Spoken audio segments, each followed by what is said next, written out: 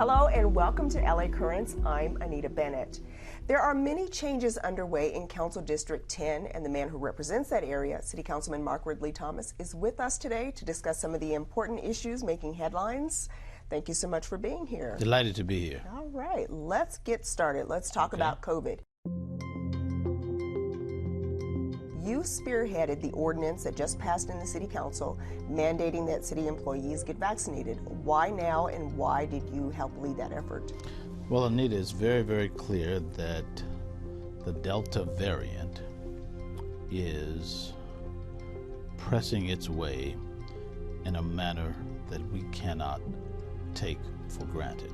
Public employees are to serve the public, not put the public at risk. Whether you're a firefighter, a police officer, or a librarian, whatever the case may be, whether you work in the parks, you have to be healthy. Nothing unusual about that. You can't be a spreader. There's an obligation there, and at the same time, you have an obligation to your coworkers not to make them sick. And so, as employers, as those who understand what public service means, we needed to do what was necessary in the interest of public health. Public service is designed to complement public health and not compromise public health. I definitely understand the reasoning, but there are some people who say this is a violation of their civil rights, their personal rights. So how do you respond to that? There are points in which the claim about rights from a privacy point of view, from a civil libertarian point of view, collide with the rights that a community ought to enjoy in terms of standards of public health. And I believe it's a misplaced debate to force the issue in that manner.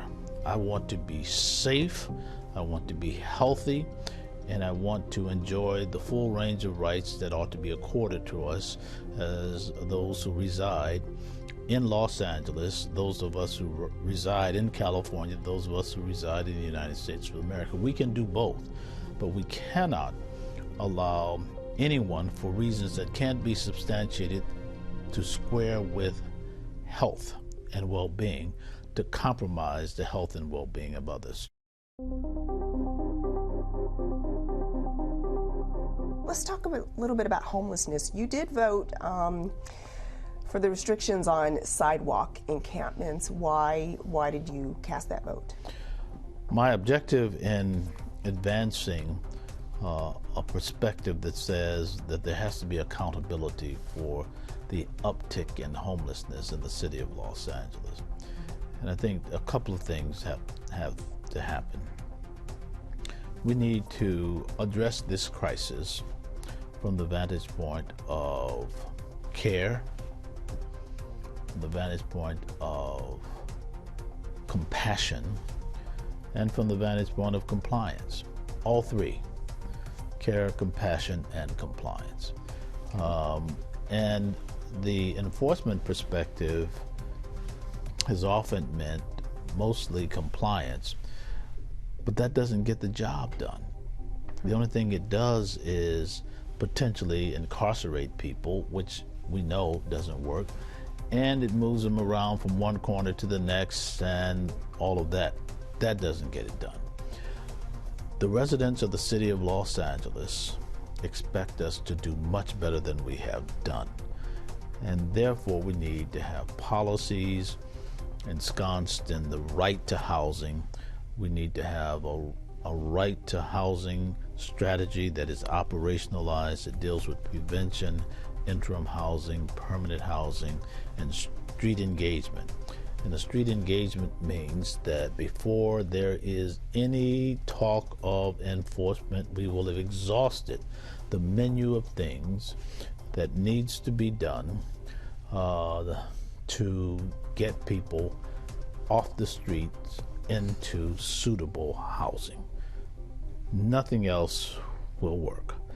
And my vote was designed to set that scenario up.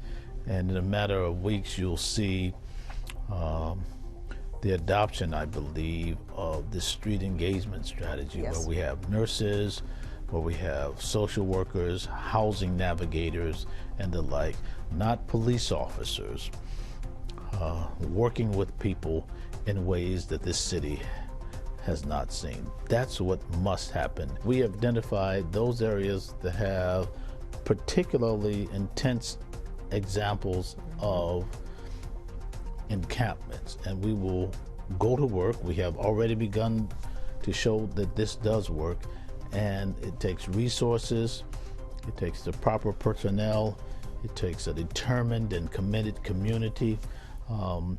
But I have to tell you, it is simply incorrect to suggest that people do not wish to leave the encampments, and those encampments are where they think they belong. Our experiences are just the opposite. When afforded the opportunity to get the kind of attention in the context of a housing circumstance, and it's a range of housing. It's not one, vouchers, motel conversions, name them, the bridge home, a lot of options out there, not just one. We don't do one size fits all. And so to the extent that that's the case, we see that they will move. At Leimert Park, most of them, because I have interviewed a few who said they absolutely did not want to be sheltered. Right. The work has to continue to take place because, as you mentioned, not only is it the case that some said, no, I don't want to leave.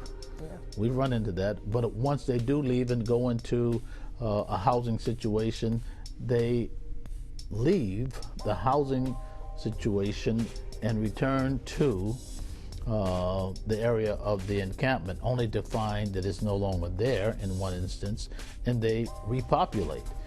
Our job is to say, no, no, no, no.